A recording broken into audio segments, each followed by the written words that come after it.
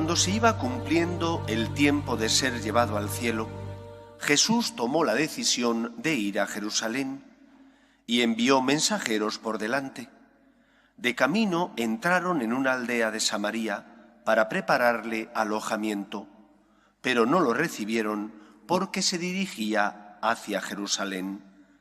Al ver esto, Santiago y Juan, discípulos suyos, le preguntaron: «Señor, ¿quieres que mandemos bajar fuego del cielo que acabe con ellos?». Él se volvió y les regañó, y se marcharon a otra aldea. Mientras iban de camino, le dijo uno: «Te seguiré a donde vayas». Jesús le respondió: «Las zorras tienen madriguera y los pájaros nidos, pero el Hijo del Hombre no tiene dónde reclinar la cabeza». O a otro le dijo: «Sígueme». Él respondió: «Déjame primero ir a enterrar a mi padre».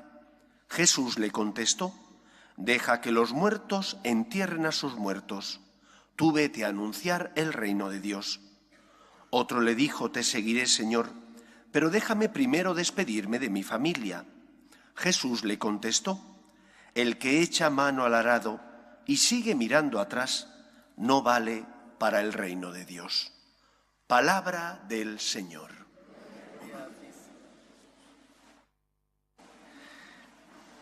En ocasiones, para saber interpretar bien los acontecimientos que ocurren o los textos que se leen, es importante fijarse en las pequeñas diferencias que hay de matiz. De matiz porque no parecen aparentemente grandes diferencias, pero en el fondo son diferencias contundentes, que hacen que la visión de ese acto cambie totalmente.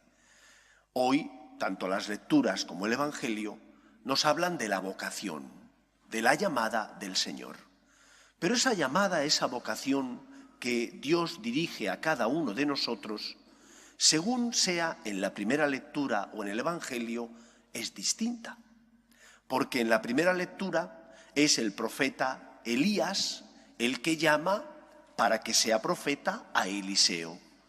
Mientras que en el Evangelio es el Señor el que llama, o es al Señor al que se ofrecen.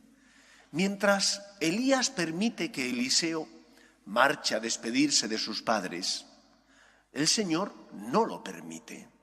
Y aquí viene la gran diferencia.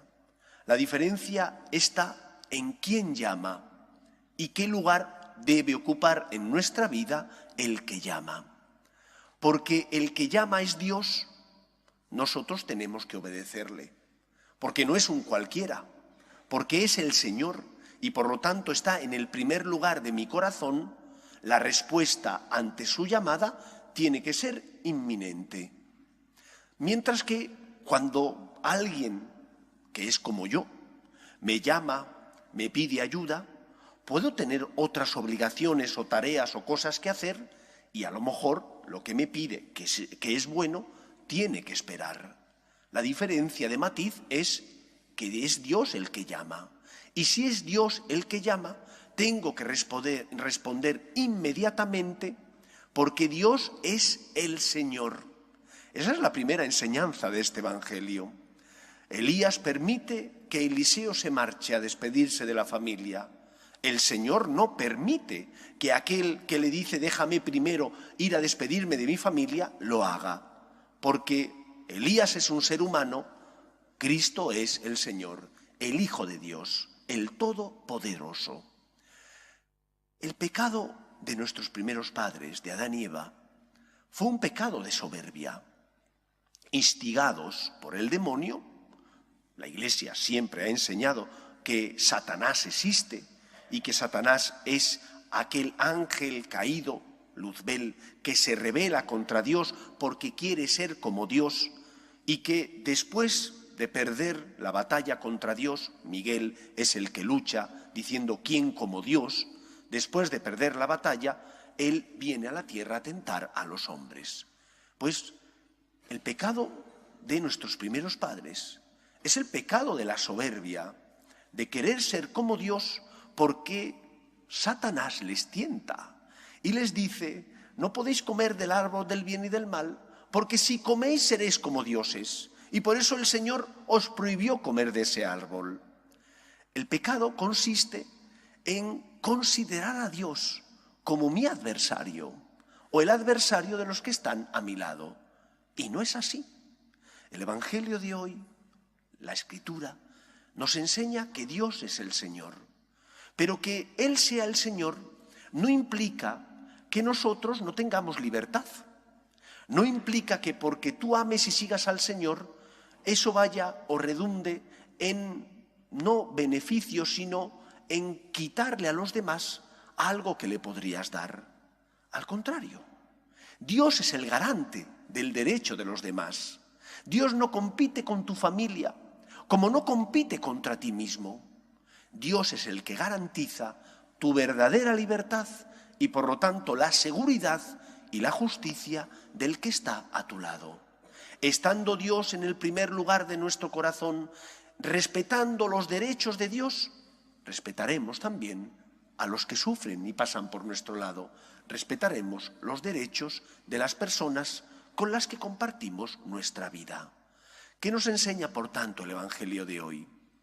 Todos queremos una sociedad mejor y más justa. Entiendo que es así. No puede haber una sociedad justa si no se parte de la defensa de los derechos de Dios. Si no respetamos a Dios, ¿cómo vamos a respetar al que está a mi lado? Hace unos días, gracias a Dios, el Tribunal Supremo de Estados Unidos ha dictaminado que el aborto allí en Estados Unidos no es un derecho. Es algo por lo que venimos luchando en la Iglesia desde hace muchísimos años. Defender los derechos del no nacido, porque el no nacido es una persona. Desde que es concebido ya es persona y por lo tanto esa persona tiene que ser respetada. Si no respetamos los derechos de Dios, tampoco respetaremos los derechos de las personas. Si no respetamos los derechos de las personas, no puede haber paz ni justicia en nuestra sociedad. Por eso, el Evangelio de hoy viene a sentar las bases del equilibrio y de la justicia, tanto en nuestra vida, como en nuestra familia, como en la sociedad. Dios es el Señor y tiene que ocupar no cualquier lugar en tu vida, tiene que ocupar el primer lugar en tu corazón. Pero que Dios ocupe el primer lugar en tu corazón no significa que no quepan también los demás. Que Dios ocupe el primer lugar garantiza que tú vayas a respetar los derechos de los demás. Porque si respetas a Dios, podrás respetar también a los demás. Pero si no respetas a Dios, que es el Señor, no encontrarás motivaciones para perdonar al que te ha hecho daño, para dar una nueva oportunidad al que se ha equivocado y sus tropiezos te afectan a ti, para ser generoso con el que necesita que compartas tu tiempo o tu dinero o tus dones y valores tanto morales como espirituales.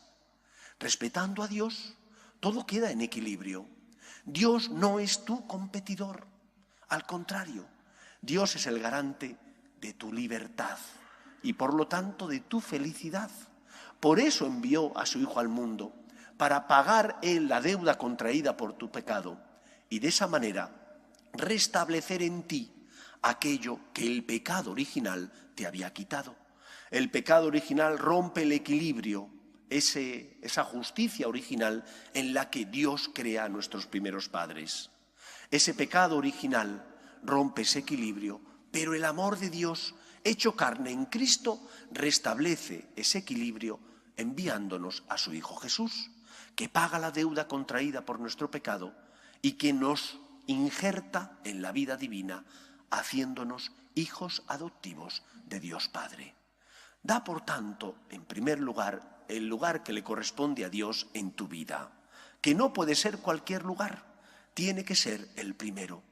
Y siendo Dios el primero, los que están a tu lado estarán seguros, porque Dios cuidará, iluminando tu conciencia, de que respetes los derechos de los demás. Pero si no respetas a Dios, que se pongan a temblar los que están a tu lado, porque tampoco respetarás a los que pasan por tu vida, puesto que son como tú. Si no respetas al Todopoderoso, cuánto menos respetarás a Dios. Decía Dostoyevski en una de sus novelas: si Dios no existe, todo está permitido, pero Dios sí existe.